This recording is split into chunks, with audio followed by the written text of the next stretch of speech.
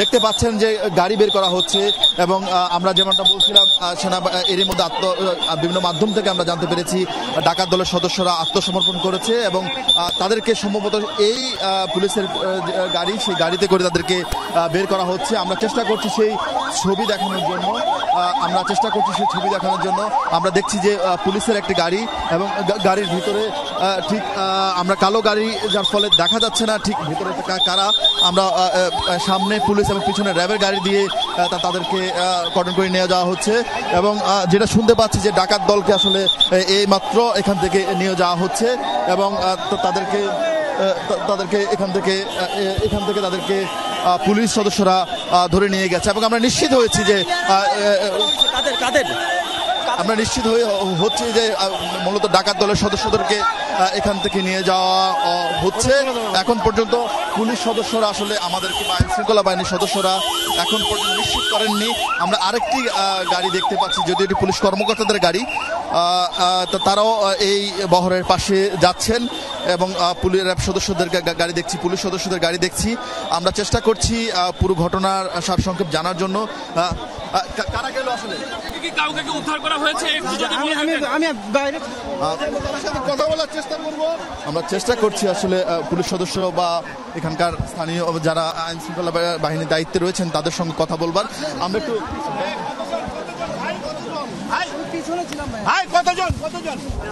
এখন পর্যন্ত আমরা নিশ্চিত হতে পারি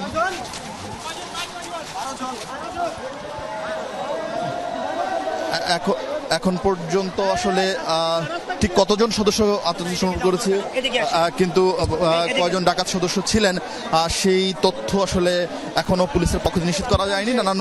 নানান মাধ্যমে তথ্য পাচ্ছি এরই মধ্যে ডাকাত দলের সদস্যদেরকে আত্মসমর্পণ করেছেন এবং আমরা দেখতে পাচ্ছি র্যাব সদস্যরা এসেছেন।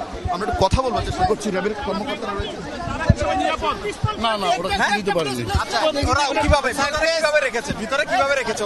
ওরা তিনটা দেশীয় পিস্তল নিয়ে ওরা ভিতরে ঢুকেছিল। ওরা পরবর্তীতে ব্যাংকের অফিসারদের জিম্মি করে একটা ব্যাংক ডাকাতির প্ল্যান করে। আপনারা জানেন আমরা সকাল দুপুর থেকে এটা নিয়ে কাজ করছি। তো পরবর্তীতে ঢাকা জেলার এসপি সাহেব এবং আমরা এবং সেনাবাহিনী আমরা যৌথভাবে আলোচনার মাধ্যমে এই জিম্মি অবস্থার অবসান ঘটাই। তারা আমাদের কাছে আত্মসমর্পণ করে। 3টি দেশীয় অস্ত্র তারা আত্মসমর্পণ করে আমাদের কাছে হ্যান্ড ওভার করে এবং তারা 3জন ডাকাত আত্মসমর্পণ করে আমাদের গাড়িতে উঠে। আমরা 21 থেকে 20 থেকে 30। কতজন ছিল? আপনারা কতজন জানতে পেরেছেন? না, কোনো ক্যাজুয়ালিটি হয়নি, কোনো ক্যাজুয়ালিটি হয়নি। আমাদের নেগোসিয়েশনে তারা সাড়া দিয়েছে। তারা আমাদের নেগোসিয়েশনের ফলে এই নাটকের অবসান ঘটেছে। ওরা কয়জন এসেছিল? ডাকাতরা 3জনই। ওরা 3জন ভিতরে ছিল এবং বাইরে ওদের আরো লোক ছিল। কোনো ধরনের কোনো ক্যাজুয়ালিটি হয়নি। না, বল ভাঙতে পারেনি। যতদূর জানি ওরা বল ভাঙতে পারেনি। এটা আমরা এখনো সঠিক তথ্য পাইনি। এটা ব্যাংক কর্তৃপক্ষ বলতে পারবে।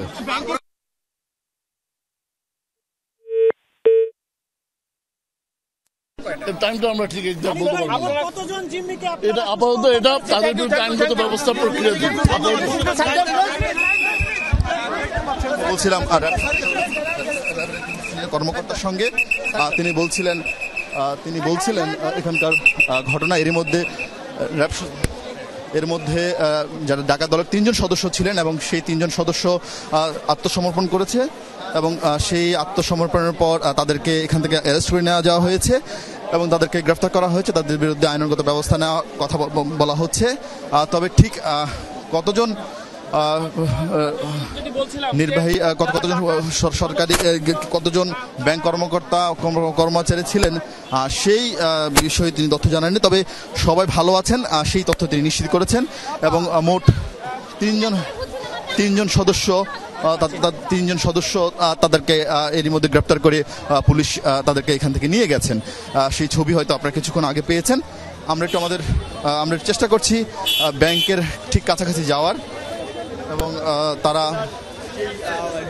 তারা এখান থেকে ঠিক কতজন সদস্য ঠিক কতজন সদস্য একটু জানাতে চাই যে কিছুক্ষণ আগে কেরানীগঞ্জের যেই রূপালী ব্যাংকে ডাকাতির যে ঘটনা ঘটেছে সেই 3 জন ডাকাতকে কিছুক্ষণ আগে পুলিশ সদস্য আটক করে গ্রেফতার করেছেন এবং তাদেরকে ব্যাংক থেকে তাদেরকে এখান থেকে নিয়ে যাওয়া হয়েছে এবং সেই সঙ্গে তাদেরকে এখান থেকে কিছুক্ষণ পুলিশ সদস্য নিয়ে গিয়েছেন এবং ব্যাংকে যেসব কর্মকর্তা কর্মচারীরা ছিলেন এবং সঙ্গে গ্রাহক ছিলেন তারা সবাই নিরাপদে আছেন, ভালো আছেন এবং এখন পর্যন্ত আসলে কোথাও এই ব্যাংকের ভিতরে কোনো ধরনের ক্ষয়ক্ষতি হয়েছে কিনা সেটি আসলে এখনো নিশ্চিত করে বলা যায়নি, কারণ র্যাব সদস্যরা সেটি আমাদেরকে নিশ্চিত করতে পারেননি। তারা ব্যাংকের আমরা ঠিক সামনে যাওয়ার চেষ্টা করছি যে রূপালী ব্যাংক, সেই রূপালী ব্যাংকে আজকে দুপুর 2টা নাগাদ 3 জন ডাকাত সদস্য এবং তারা ভিতরে প্রবেশ করেন এবং প্রবেশ করে সেখানকার কর্মকর্তা কর্মচারী এবং গ্রাহক যারা ছিলেন তাদেরকে জিম্মি করেন এবং ব্যাংকে 15 লাখ টাকা ছিল, সেই 15 লাখ টাকা তারা শুরুতেই তারা সেগুলো নিয়ে যাওয়ার চেষ্টা করেছিলেন। তারপর ডাকাত দলের উপস্থিতি টের পেয়ে ব্যাংকের ভবনের যারা কেয়ারটেকার ছিলেন সেই কেয়ারটেকাররা পুরো বিল্ডিংয়ের তালা মেরে দেন এবং এরপরে আইনশৃঙ্খলা বাহিনীর সদস্য পুরো জায়গাটি ঘিরে ধরেন। আমরা চেষ্টা করছি পুরো ঘটনাটি কিছুক্ষণ আগে ঠিক আপনাদের সঙ্গে কথা বলবো, ঠিক 10 থেকে 15 মিনিট আগে মূলত তাদেরকে আটক করা হয়েছে এবং দুপুরের পর থেকে আইনশৃঙ্খলা বাহিনী আসার পর থেকেই মূলত নিয়ে যাওয়ার এখান থেকে তাদেরকে আত্মসমর্পণ করার জন্য পুলিশের পক্ষ থেকে বারবার চেষ্টা করা হচ্ছিল এবং সেই চেষ্টা করার পর আমরা একটু ব্যাংকের যারা কর্মকর্তারা রয়েছেন তাদের সঙ্গে কথা বলবার চেষ্টা করব। ব্যাংক কর্মকর্তারা ঠিক এই ঘটনায় তারা আসলে কি তথ্য, তার ভিতরে কোনো ক্ষয়ক্ষতি হয়েছিল কিনা সেই তথ্য আমরা একটু জানবার চেষ্টা করব।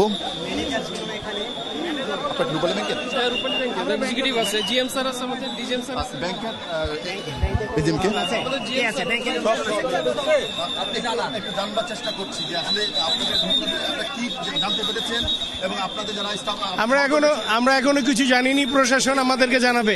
প্রশাসনিকভাবে অ্যাকশন নেওয়া হয়েছে, প্রশাসনই আমাদেরকে জানাবে কি হলো। আমরা এখন কিছু জানি। আপনাদের যারা সহকর্মী ছিলেন তারা কেমন? ওরা তো ভিতরে এখনো সেফ আছে, কারোর সাথে এখন আমাদের কোনো কথাবার্তা হয়নি, কাজেই ভিতরে কি হয়েছে আমরা কিছু জানি না।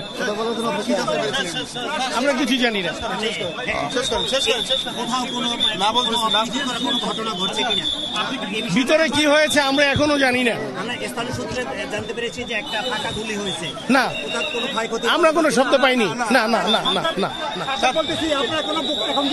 কথা বলছিলেন রূপালী ব্যাংকের ঊর্ধ্বতন কর্মকর্তারা কথা বলছিলেন এবং সেনাবাহিনীর সদস্যরা তাদেরকে সরিয়ে দিচ্ছেন আসলে, এবং তারা মূলত ব্যাংকের ঊর্ধ্বতন কর্মকর্তা তারা তাদের সহকর্মীদের জন্য তারা চেষ্টা করছেন, সহকর্মীদের জন্য তারা অপেক্ষা করছেন এবং এই যে জিঞ্জিরা শাখা রূপালী ব্যাংকে, এই জিঞ্জিরা শাখায় মূলত আজকে দুপুর 2টার পর 3 জন ডাকাত সদস্য ভিতরে প্রবেশ করেন এবং সেখানকার কর্মকর্তা কর্মচারী যারা ভিতরে গ্রাহক ছিলেন তাদেরকে জিম্মি করেন এবং এই জিম্মি ঘটনার টের পেয়ে ভবনের যিনি কেয়ারটেকার ছিলেন তিনি বাহির দিয়ে আসলে তালাবদ্ধ করে দেন এবং র্যাব সদস্যরা আমাদেরকে নিশ্চিত করেছেন নিচে বেশ কয়েকজন ডাকাত দলের সদস্য ছিলেন, যদি তাদেরকে আসলে ধরা সম্ভব হয়নি।